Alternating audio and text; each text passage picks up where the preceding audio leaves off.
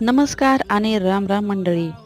समजदार नवरा आणि आळशी बायको म्हणजे जेवणामध्ये खिचडी असा आपला एक सूत्र बनलेला आहे. पण बघायला गेलं तर तसं काही नसतं. एक खिचडी भात म्हणजे एक लवकर होणारा पदार्थ असल्यामुळे आणि खायला पण मस्त आणि भन्नाट लागणारा, त्यामुळे सगळेजण खिचडी भाताकडे वळतात.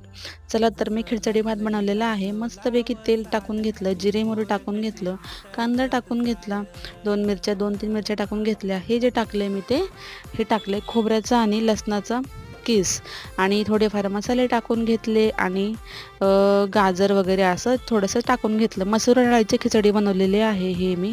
असे मस्तपैकी छान एक वाफ 2 शिट्ट्या काढून घेतल्या आणि मस्तपैकी हा आपला खिचडी भात तयार झालेला आहे. चला तर मंडळी, असं छान छान रेसिपी आपल्या चॅनलवर आहे. तुम्ही चॅनलला नक्की व्हिजिट करा आणि लाईक सबस्क्राईब करायला